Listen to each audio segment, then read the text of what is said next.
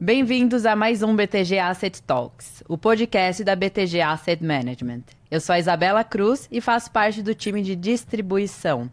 Aqui comigo hoje está o Luiz Bolfoni, sócio do time de crédito privado. Bolfoni, bem-vindo. Obrigada novamente aqui pela sua vinda. Obrigado pelo convite, Isa. Muito bom estar aqui falar com vocês. Obrigada. Bolfoni, mercado de crédito privado está em alta. Começando aqui, a gente está gravando em fevereiro.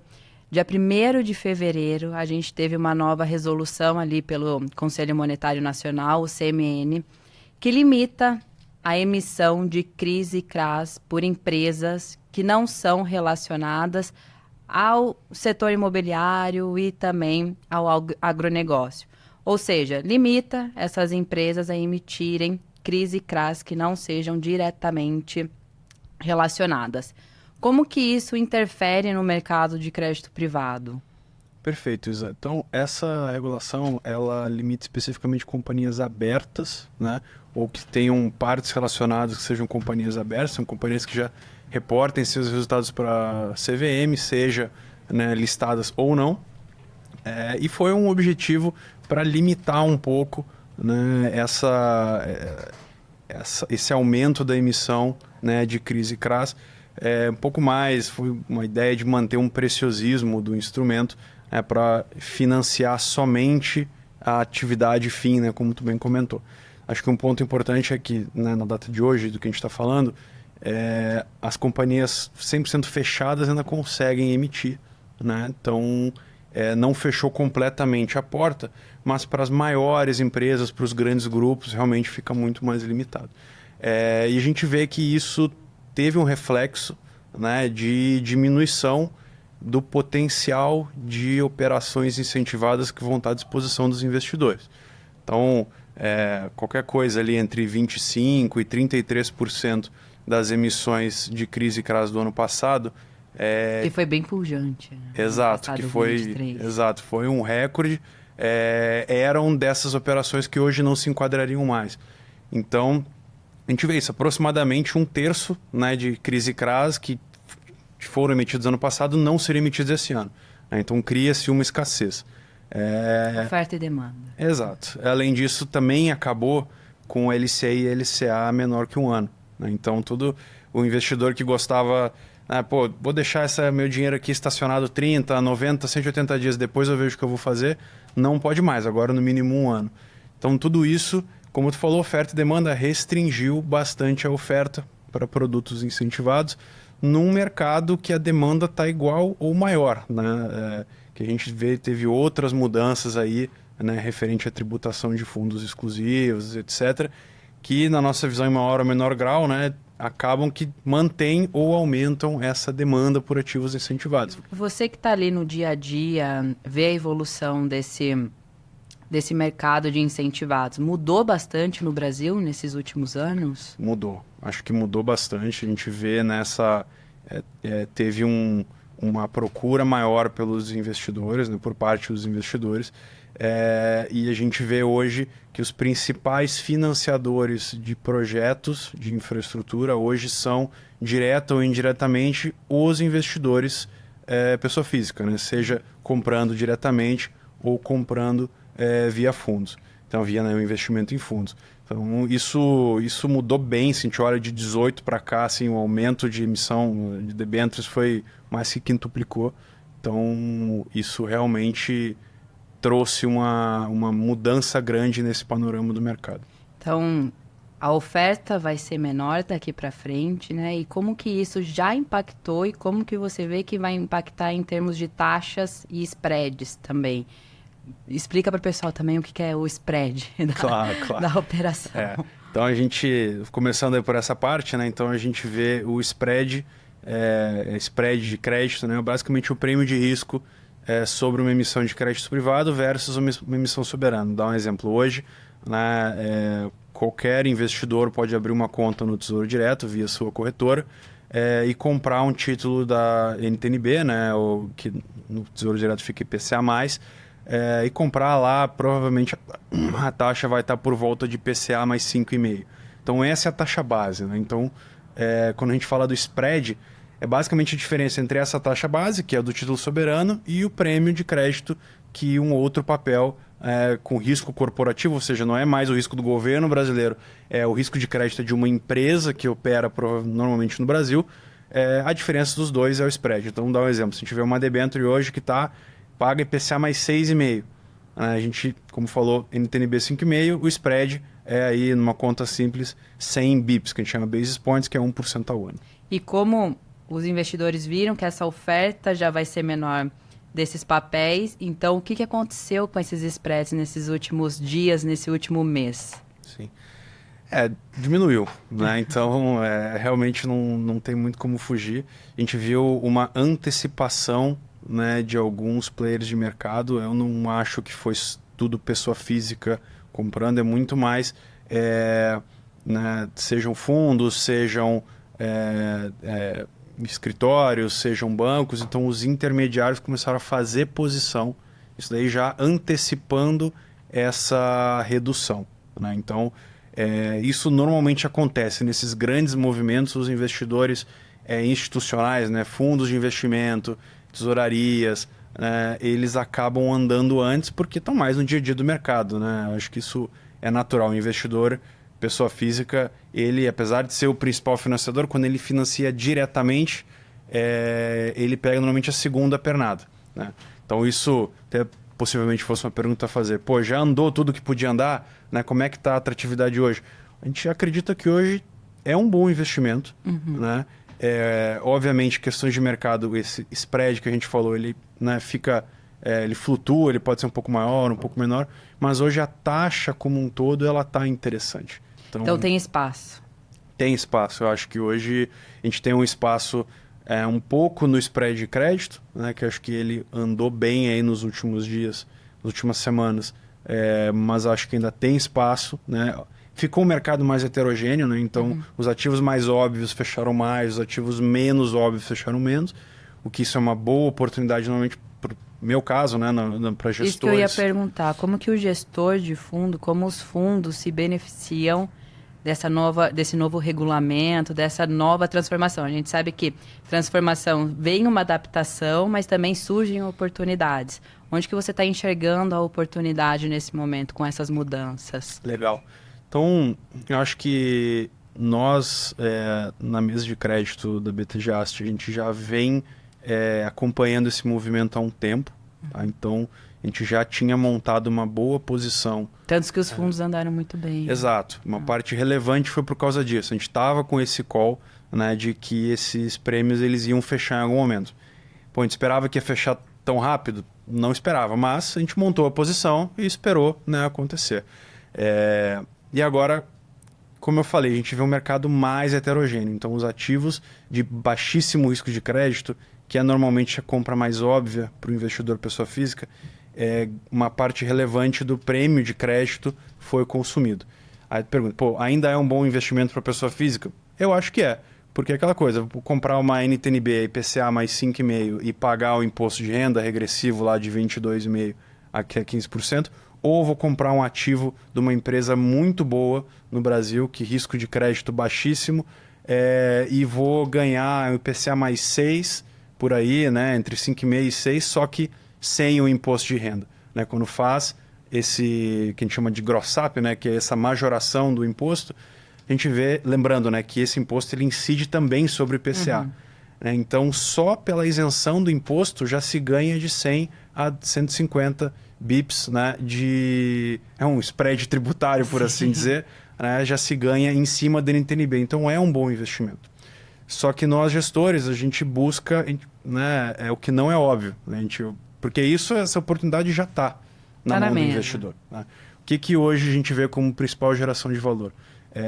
Depois da captura desse movimento, a gente ir para os ativos menos óbvios, né? Que tem ainda assim aqueles casos que não chegam tão fácil para o investidor, ou que tem que parar mais tempo para entender, né, para acompanhar um pouco mais de perto. Aí a gente vê uma possibilidade de geração de valor interessante, porque esses ativos não andaram. Né? Só que aí, você sabe aquela coisa, investidor pessoa física, então eu vou investir nesses ativos. Tem que tomar cuidado, porque aí conforme a gente sai do AAA, tem que separar um pouco mais o joio do trigo. Uma diligência maior. Exato. Porque tem duas coisas. Tem casos que tem uma arbitragem de risco, ou seja, né, a taxa sendo paga é muito maior do que o risco adicional associado. Tem casos que não é assim, que estão mais, né, um pouco mais estressados. Tem casos que tem a expectativa de piorar e tem casos que tem a expectativa de melhorar. Né? Então, esse trabalho mais qualitativo e quantitativo é melhor associado a investimento via fundos, e aí é o nosso trabalho. Ótimo.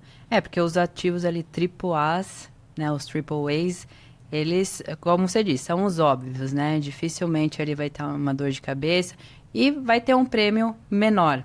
Agora, quando a gente vai analisar os outros casos, aí que entra efetivamente o trabalho da gestão ali, mais um dia a dia de acompanhamento, de diligência, para entregar esse diferencial para o investidor. Eu diria, os principais trabalhos são esses, assim.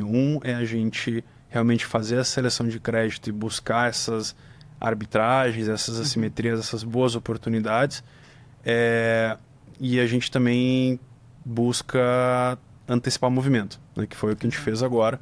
Né, quando a gente vê, às vezes tem uma oportunidade na empresa, né, que é uma oportunidade micro, e às vezes tem uma oportunidade macro, que é numa classe específica de ativos, como foi essa das debêntures incentivadas que a gente se posicionou aí nos últimos 6 meses.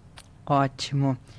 Puxando o gancho aqui, já que você falou de debêntures incentivadas, o BTG Asset foi premiado com um fundo e justamente por conta dessas posições que vocês falaram que vocês estruturaram no ano passado e o resultado veio justamente agora, né? Isso. Então, foi o segundo ano, né, que o fundo Debêntures Incentivadas à Inflação recebeu esse prêmio. Então, isso foi um trabalho da equipe inteira, né? O Arraiz, que é o head de crédito, então também, né, enfim, gera equipe, tem o Mattioli que opera, né, o fundo ali no dia a dia, tem também o meu lado, questão, né, da aprovação das operações, né, de originar novas operações para os fundos, então tudo isso contribuiu muito bem, então, acho que a equipe toda aí tá de parabéns.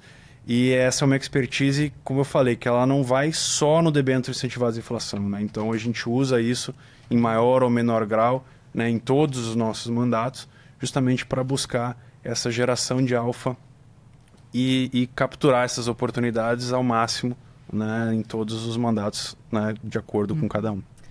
Falando em mandatos, vamos falar aqui um pouco sobre os fundos de infraestrutura, que são novos, é uma classe de ativos relativamente nova aqui no Brasil, que vem crescendo e tem um BDIF 11, mas queria explorar com você esse crescimento dessa classe e como que você está vendo o desenvolvimento também. Legal. Então, como tu me falou, é uma classe nova, né? Ela começou, nem tinha ainda essa definição, então os fundos começaram em 2018, né? E essa regulação veio depois, né?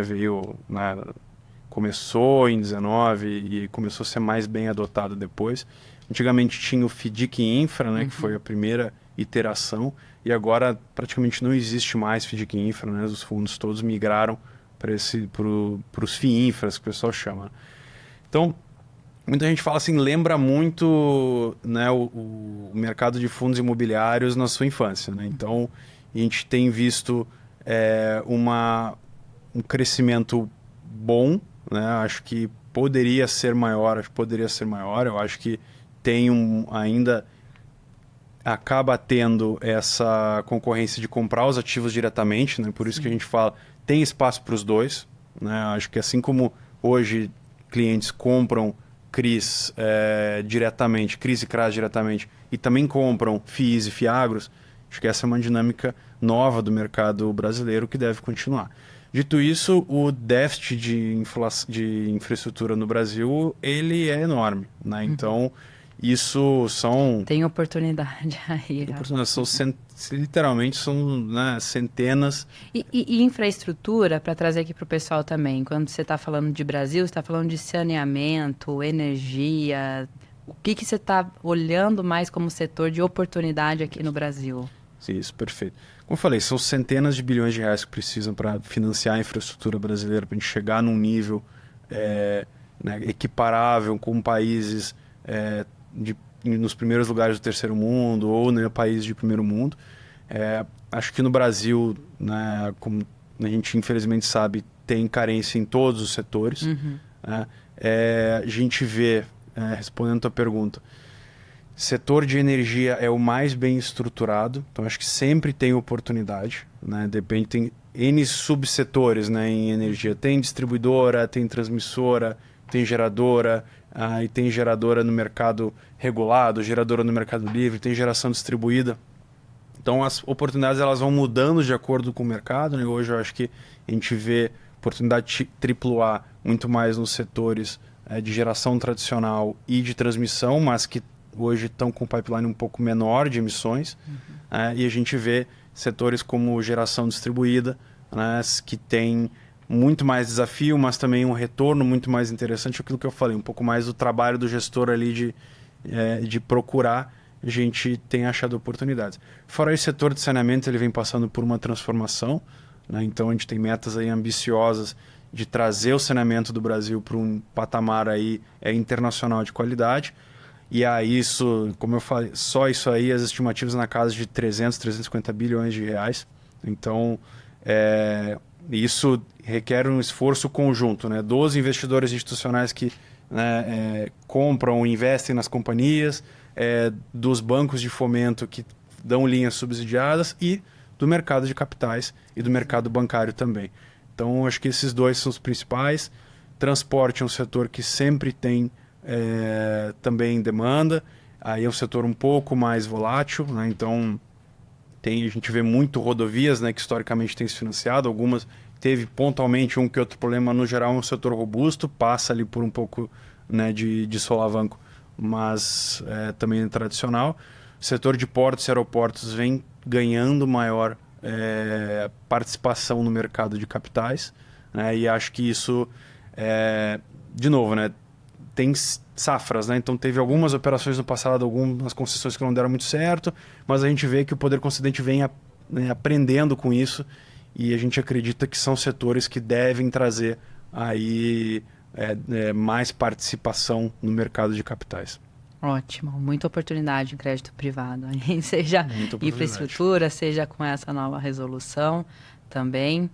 E encaminhando aqui para a nossa conversa já para o final, queria que você contasse, a gente sempre traz aqui uma curiosidade do nosso gestor, que você seja de forma mais descontraída, né?